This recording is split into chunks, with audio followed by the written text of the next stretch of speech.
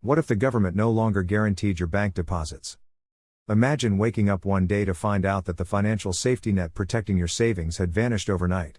What if the system that has been securing deposits for nearly a century simply ceased to exist? Most people rarely think about the FDIC, Federal Deposit Insurance Corporation, yet it's one of the most critical protections in the U.S. financial system. It ensures that if a bank collapses, your money, up to $250,000 per account, is still safe. However, rumors are circulating that Trump's team has considered scaling back, restructuring, or even eliminating the FDIC. So, what does this mean for your money? Could we see a return to the financial chaos of the early 20th century? And should you be concerned? Let's break it down. What exactly does the FDIC do? Many people don't even know what those four letters stand for: Federal Deposit Insurance Corporation. It was founded in the wake of the Great Depression, when banks were collapsing at an alarming rate, wiping out people's entire life savings. Back then, if your bank shut down, you lost everything. There was no safety net. To restore confidence in the financial system, the FDIC was established to protect depositors by ensuring that, even if a bank fails, your money is still secure up to a set limit. This guarantee prevents panic-driven bank runs, where people rush to withdraw cash out of fear, which in turn causes financial institutions to collapse. It's the backbone of modern banking stability.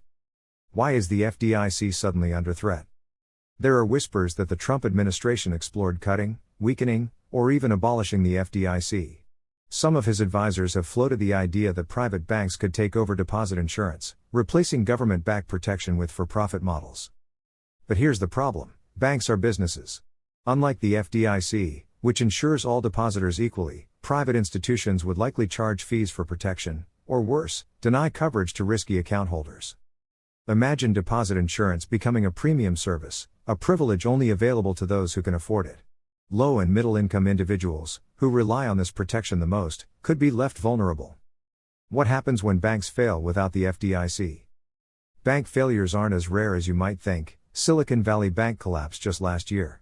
When it did, the FDIC stepped in immediately to prevent mass financial losses. But what if the FDIC no longer existed? Depositors might never see their money again. And worse, as trust in the banking system erodes, people could panic, triggering bank runs that would lead to widespread economic collapse. This isn't a hypothetical scenario. Before the FDIC, bank runs were common and devastating. People would hear rumors that a bank was struggling, rush to withdraw their money, and in doing so, cause the bank to actually fail. Without a robust deposit protection system, history could easily repeat itself. Who benefits from eliminating the FDIC? Let's be clear, getting rid of the FDIC wouldn't save the government money. Why? Because the FDIC isn't taxpayer funded. It operates on fees paid by banks. So who really stands to gain if the FDIC disappears? Big banks and financial institutions. If they no longer had to pay for deposit insurance, they'd save billions. Meanwhile, everyday Americans would be left with fewer protections, higher risks, and more financial uncertainty. Some policymakers argue that the FDIC and other regulators complicate the financial system and should be streamlined into a single agency. But in reality, that could weaken oversight and create even more instability in the banking world. How does this affect you? For now, your deposits are still protected. The FDIC remains in place.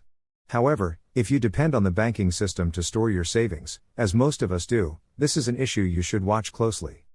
If the FDIC were ever abolished, your safest move would be to spread your money across multiple banks, keeping each account within the insured limits of whatever system replaces it. But ideally, this shouldn't even be a concern in the first place. The bottom line? This isn't just a Wall Street issue. If the FDIC disappears, the ones who will suffer won't be billionaires or major corporations, it will be everyday Americans like you. So, if you value financial security, pay attention. Your money's safety depends on it.